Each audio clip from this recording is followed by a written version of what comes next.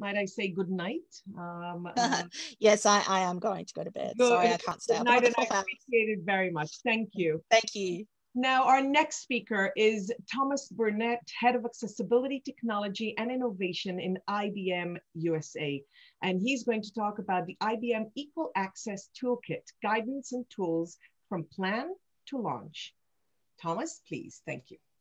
Is my screen up? Hopefully so.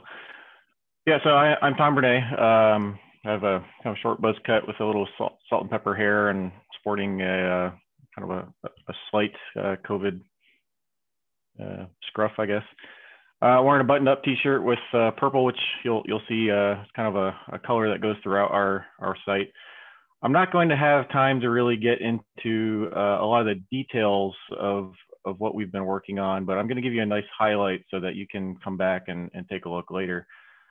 So as we said, this is about the IBM Equal Access Toolkit. This is a new effort that we have launched this year. There's quite a bit here.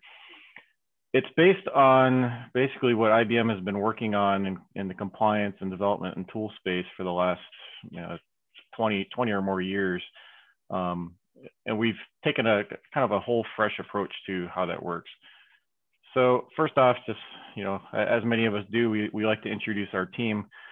We run with a relatively small team. We have 18 at the moment. A couple of them are on the chat, so feel free to ask questions, and some of them will respond there. But this is our team at the moment. We have a mix of designers, developers, subject matter experts. We try to get a wide gamut of experience and in areas of expertise just to get a good rounded picture. So what I'm going to talk about today is really three areas. It's titled the IBM Equal Access Toolkit. That's kind of the glue that brings it all together. I'm going to talk a little bit about IBM's design language and Carbon Design System, which is something that the larger IBM uses, and then a little bit about our tooling. Everything is available at ibm.com/able. So if you don't remember anything from this talk and you want to come back later, go to ibm.com/able, and it's all there. So you'll find up on the top header of that web page, Equal Access Toolkit. You'll find a link to our requirements. Over in the right application switcher, you'll find links to the design language. Product is where Carbon lives. You'll find our reports, blogs, everything. So if you don't remember anything else from today, ibm.com/able. So let me start off with our Equal Access Toolkit. So this is a website that we launched over the summer, and what it really focused on, we as accessibility experts know a lot of this stuff cold, but what we deal with in IBM is, there's the employees that come straight out of college and know nothing, or we have the acquisition and they're not familiar with accessibility. We have people that come and go. We have projects that the executives have focused on one thing and they're coming back to accessibility later, as we've all mentioned earlier. And so we took a hard look to say, okay, what do we need to do to deal with the people that have never seen accessibility before? They're starting a new project. We want to get in at the beginning and the ground level to help them develop with accessibility. We have projects that are coming in at the end. And so we reorganized all of our guidance around that, and we made it public so that we're not behind firewalls. We're not dealing with restrictions. So it's all out there for everybody to look at. And so we organized the guidance from plan to launch. We focused all of those sections based on role. So like the plan section is more focused on the project managers. The design section is more focused on our designers. Develop section is focused on developers, and so forth. And so we organize all the sections so people can get down to what they need to focus on. We also separated all of the guidance into these levels. And so that, again, helps them focus on how to progress through levels towards full accessibility. So we always have the teams that are like, hey, I've got a million issues to look at. Where do I start? And in the past, it's been, well, you kind of have to go through and decide that on their own. So we're giving them a first step into, if you're getting started, focus on level one. These are the main things that are going to be the biggest impact for your application to get started with. It's not compliant, but it's to get started. And I guess I should mention, IBM has a corporate instruction that instructs all of our applications and products to be accessible. So we're trying to get people that are getting started through that door. How do I get started? How do I get to that mission have everything accessible. Related to the toolkit, we also have released a refresh of our requirements. There are a lot of different requirements out there. There's WCAG 2021. There's the US federal requirements, US Section 508. There's EU standards, EN 301549. And so this is really a harmonization of WCAG, the US Section 508, and the EU EN 301549. And it's also broken out into the different types of applications that we run into. So we have web applications, we have more native software applications, there's documentation, authoring. And so what you can do in here is just kind of select which standards you're interested in, what type of application you're working on, and it will filter it all out to what you need. It will also try to break down, again, into our guidance based on designers, developers, and auditors. You know, they don't all have the same concerns. They aren't all interested in the same things. And so we try to separate all of that information out. So again, this is helping people focus on what's relevant to them and getting the information that they need. So that's kind of the learning side of the conversation. I'm going to flip into more of how do we actually do this in practice. And so IBM has spent a lot of time thinking about accessibility, you know, through everything that's built, down to our color palette. And so what a good exercise might be for somebody who has, you know, is new to accessibility, or even those who are more experts, is to just take a read through the design language. There is a lot of things in there about, you know, even going down to paragraphs of text, how to make paragraphs of text more readable, how wide they should be to make it easy to read, you know, reading through columns of sites and so forth. But just to give you a concrete example, you know, this is our color palette. And so every one of our colors gets assigned a number in increments of 10 from 0 to 100. And the interesting thing about those numbers is that if you take colors of a difference of 40, they will be contrast accessible. So our designers don't have to pick a color, pick another color, decide the contrast, decide if that's okay or not, flip to another color, pick another contrast. They can just look and say, okay, I want blue 90 with a teal. So anything from teal 50 to 30, you know, will work for me. And so this makes it really easy for them to take a quick glance, pick out some colors and throw them together and make something that's going to be accessible and not have to think about it later. So, you know, this case shows some examples, you know, purple 90 on purple 50 and so forth.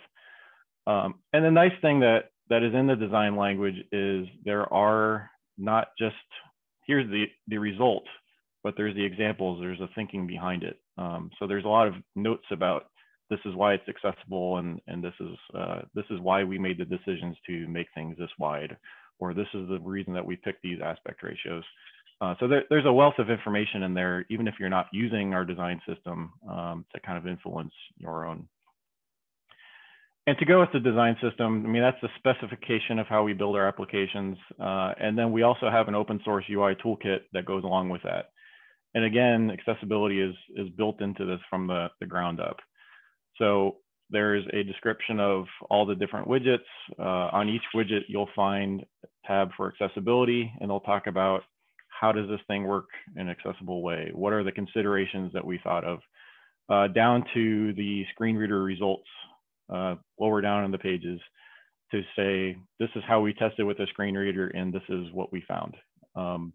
So, and for different platforms and so forth. So on the bottom, I have a little screenshot of Android tests. There's also Windows with JAWS, Windows with NVDA, and so forth. So even if you're not using the system, I bring this up because if you're testing your own UI toolkits and you have, say, a checkbox, you can look through what we did to test and test it yourself on your own and just see what the comparisons are. So this gives you a, you know, how does this work in practice? And then lastly, I'm going to talk about how do we verify. So we've talked about how do we specify it out, what do we use in practice, and how do we verify that things are working. So also in the toolkit, when you launch into the toolkit, the first thing you'll see on the left nav is links to our accessibility checker. This is something that we have been talking about in conferences for 8 or 9 years. And we always had the question at the end, well, that's great, but how do I get it? So I'm happy to say that we have finally been able to open source our rules and engine and the tools that go along with it. So it's no longer something that we have in IBM that we can't expose to everyone else. This is something that you can go download. So feel free to do that. So first off, when people get started, we point them to our browser extension. It's really the easiest thing for people who aren't doing a lot of testing to get started with. We really focus this on developers. We found that a lot of the tools that are out there are really tailored towards kind of the more the test auditor kind of role. And we really wanted to make this more of a developer tool. So what you'll find is we do still have some of the nice high level type information. We'll give you ideas about what the overall picture look like, but we also get into more of a developer type of mode. So on the sub panel of the Elements tool, you'll find an accessibility checker tab if you install this. And unlike any other tool that we've seen out there, these panels are all synced. And so it behaves just like all the other sub panels of Chrome. So when you click on an element on the left, the element on the right focuses on that subtree. And if you click on an issue on the right, it'll jump you to the left for that subtree. And so what this helps teams do is, we find that most of the teams aren't working on the entire website. They're working on, say, the navigation panel on the top. And so this lets them select the navigation panel, just see what's relevant to them, and then they can fix that section. And then the other team who's responsible for, say, the left nav, they can focus on that area and work through that as well. One thing I did skip, let me go back one slide real quick. Each of these issues has, there's tokens in the messages, so the messages themselves are customized to what the issue is. So we'll call out if there's special values. So this one in particular, a little hard to read, but it says the value txt search of the for attribute is not the ID of a valid input element. So instead of just telling you your for ID is invalid, we tell you what that ID was. We get into why do you care, how do you fix this, and then links back to the toolkit and so forth. And lastly, like I said, that's how you get started. But as you get more experienced and you start building more applications and you get into kind of more stable product build cycles, generally people want to get to the point where this is all automated. So they want to do a small release. They want to check everything again and not wait for the accessibility team to get through all of the testing. And so we have a variety of tools, also open source. You'll find them in NPM for Node, Karma, Cypress, command line, and so forth. So like I said, this was a lot of information to try to cram into a 15-minute. This is just a highlight. I invite you all to go visit our website, ibm.com/able, and take a look through all of this, try to get, tinker around with the tools, and, feel free to reach out to us and, give us feedback or ask questions. So thank you very much.